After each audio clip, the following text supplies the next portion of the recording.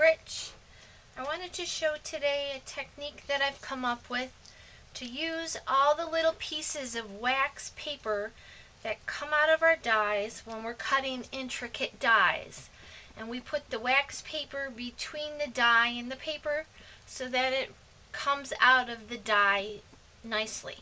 You end up with all these really intricate, beautiful pieces of wax paper, and I hated to throw them away.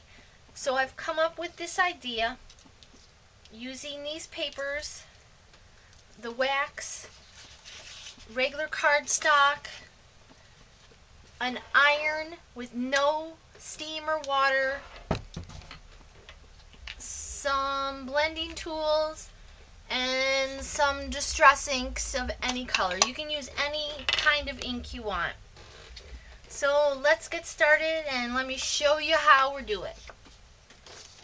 You're going to take a piece of cardstock. This is a 110-pound cardstock that I got from Michaels. Just take your wax paper. It doesn't matter what shape, it doesn't matter what side you put it up. Just lay it on your paper. These ones are tangled, doesn't really matter, but tangle them a little bit. This one's going to hang off, so I'm going to tear it in half and put half on one side, half on another. It's even a little butterfly. Let me put that on there. Little tiny flower. Okay, then we're going to put the other piece of paper on top of that.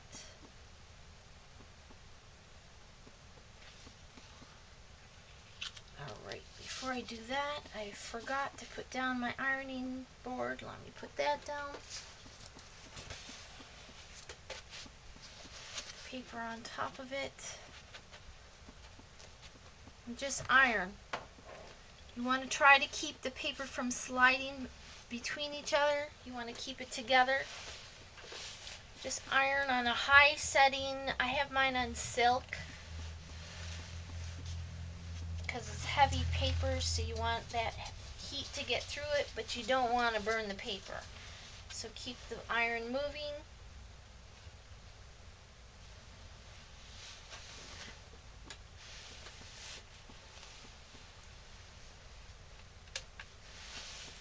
Oh, my iron shut itself off. Let's see if I can get it to do this.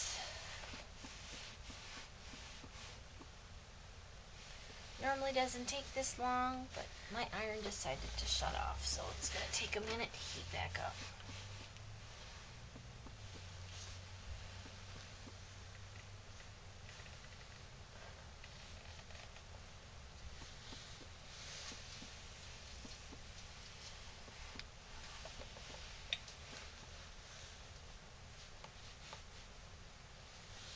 Alrighty, let me turn it over, see if I can heat it a little bit on the other side. Don't normally have to do this, but I just want to make sure I got it on both sides. A little bit.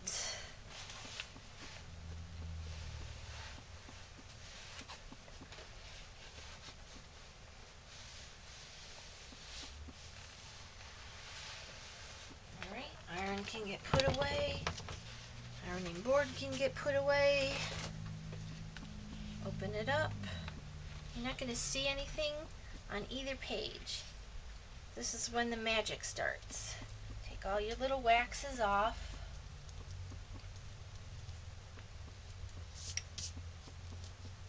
Pick up your blending tool.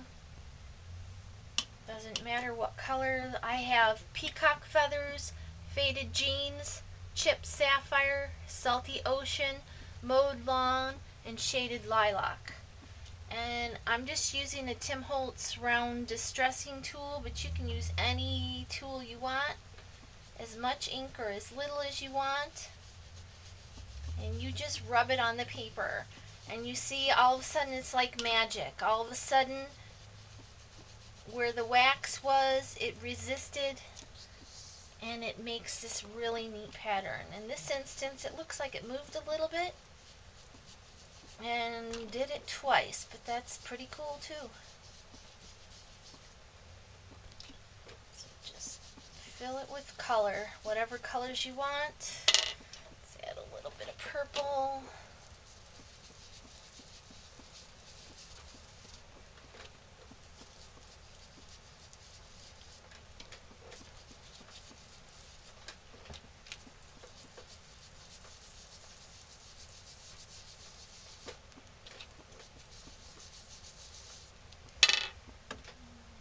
A little bit of green.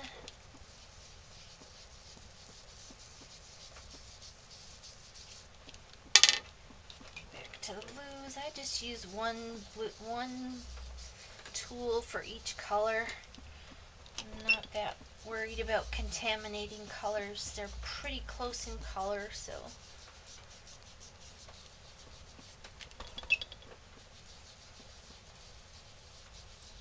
And you just fill your whole paper with color.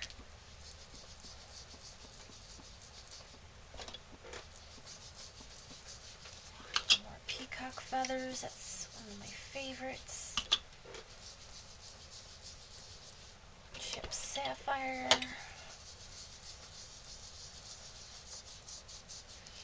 Salty ocean. A little more purple down here.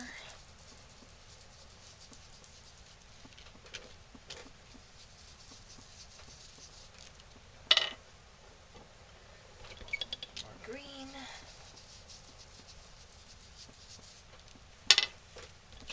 Some salty ocean. The darker the color, the more it's going to show. Once you have your paper all covered with your paper, just take a tissue and rub over the whole thing. That way any ink that's sitting on top of the wax will come off and blend into your paper. And then you have a really nice background. Some are more intricate and detailed than others. This one came out a little more splotchy, but it's kind of fun. And you get it on both of them. This one will do the same thing.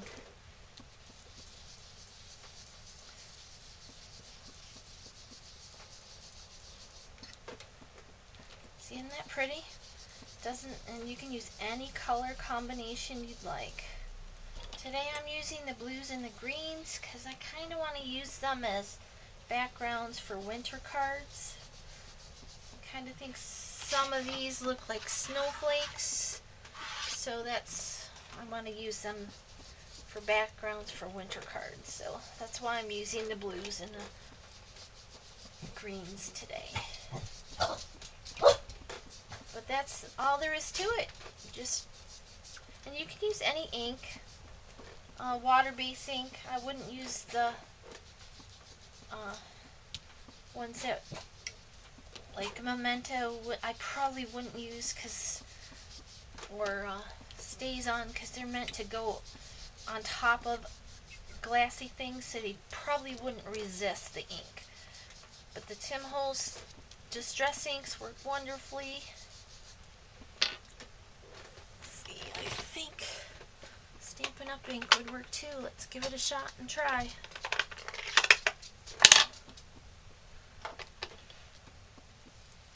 Yep, look at that. Isn't that pretty? So you can use any inks you want.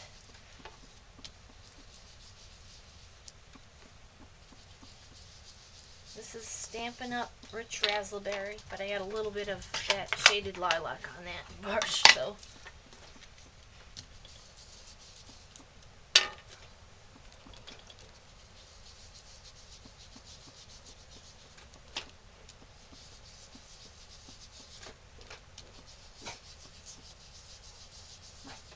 Alright.